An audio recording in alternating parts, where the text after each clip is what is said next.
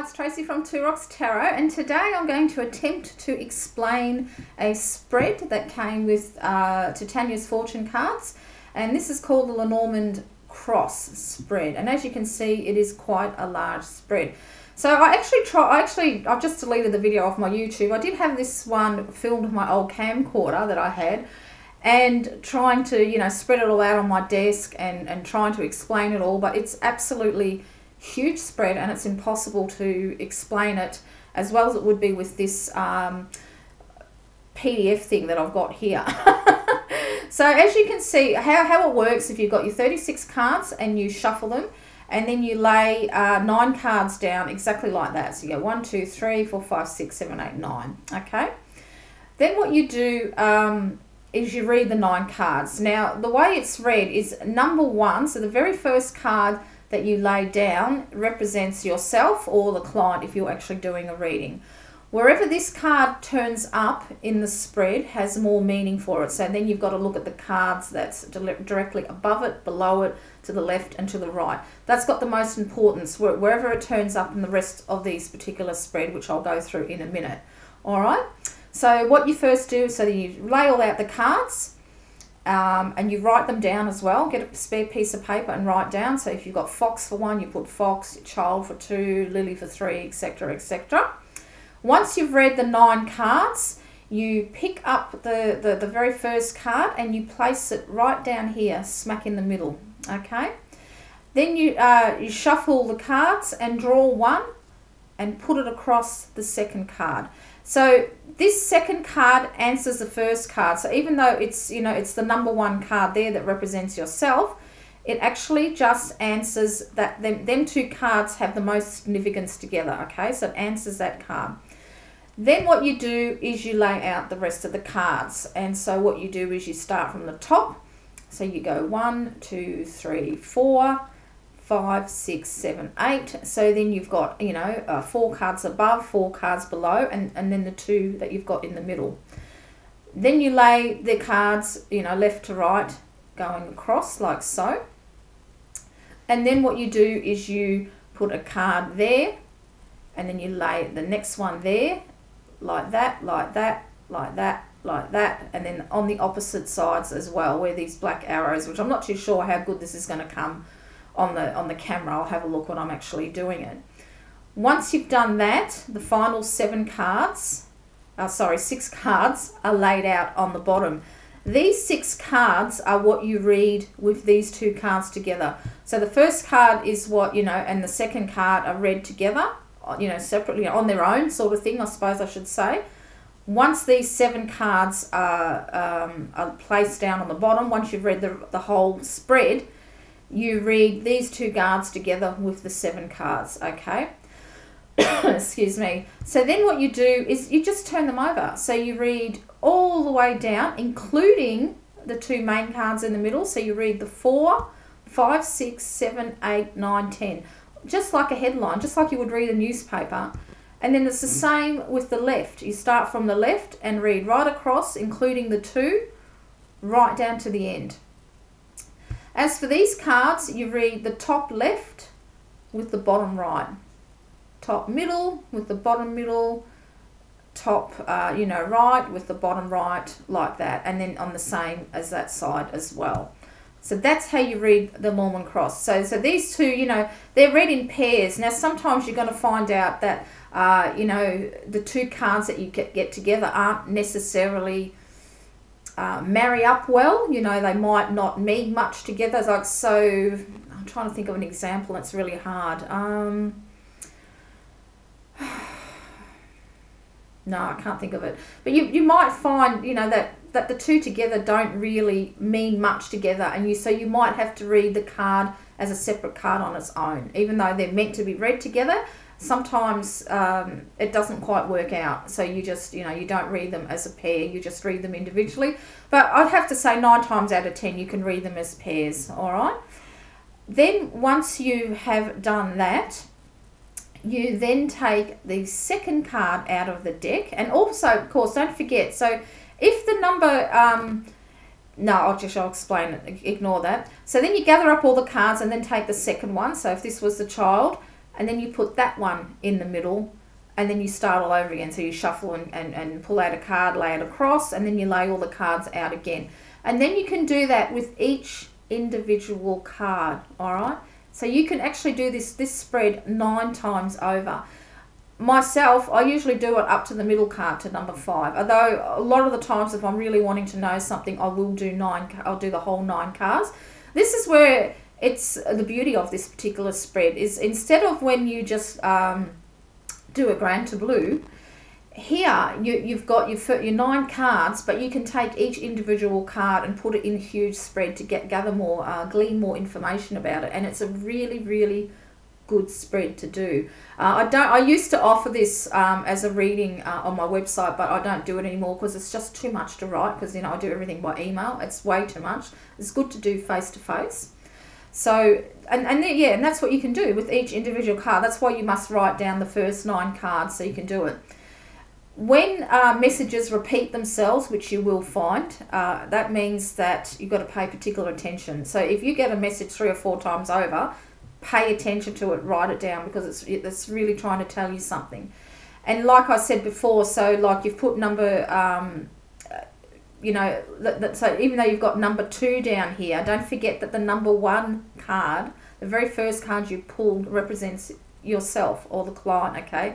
So even though you've got number 2 now down here and pulled a card to cross it over, you still pay attention to where this number 1 card turns up, the card that represents yourself or your client. Is it up here?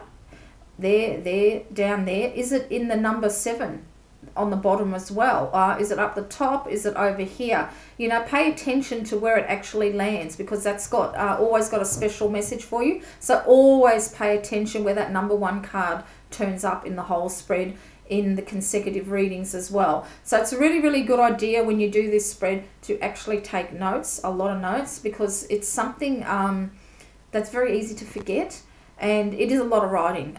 So you might want to type it instead of, if you've got terrible writing like me, you might want to type it out and put it in bullet form. But it's a really good spread, and I do think that this spread gives you a lot more information than the grand to blue. I don't do it much anymore for myself because I'm pretty happy, and I don't, my life is, I don't know, happy-go-lucky sort of thing, so I don't really need to know things. But when, I was going through a divorce and all sorts of things like that, I always use this spread. Now, as for the timing with this spread, you will find with the Lenormand, now this is if you use Titania's fortune cards, things will play out within the 6 to 12 months.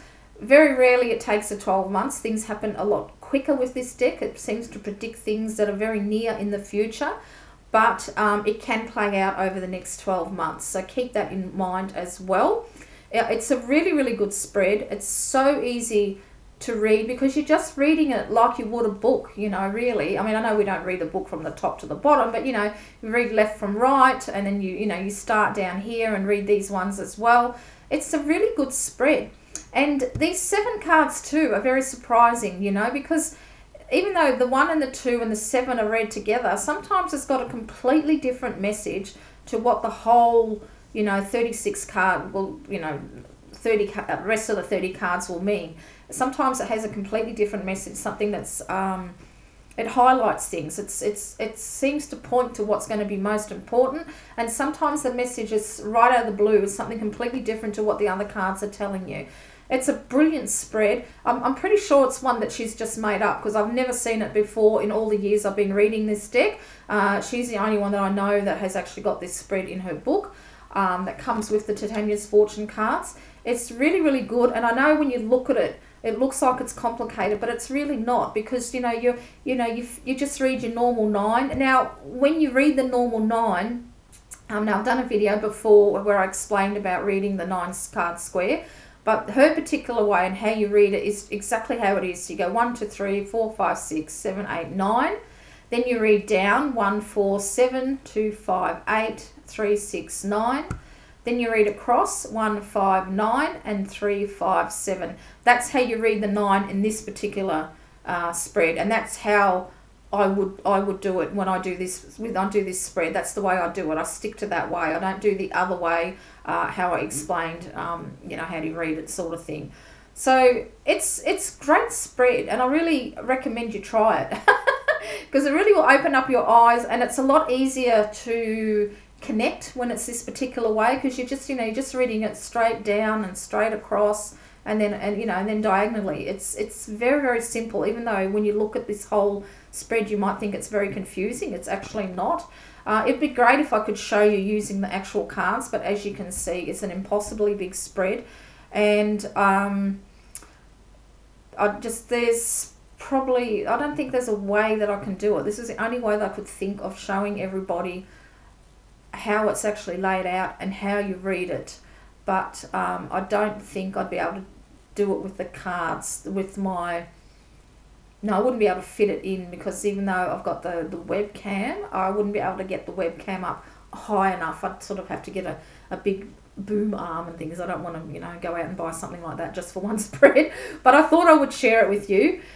Give it a go. It's really, really easy. And, there's no position meanings. It's just very flowing. It's so much easier than the Grand Blue. There's no knighting. There's no worrying about what card appears in what house. There's none of that at all. It's just purely intuitive and reading it just like a newspaper, really. I mean, that's what I used to call it, Lenormand headlines. It's just reading it like you would as a newspaper. So the first 9 cards are what she actually describes in her book as the headlines of what's actually happening in your life at the moment of the reading.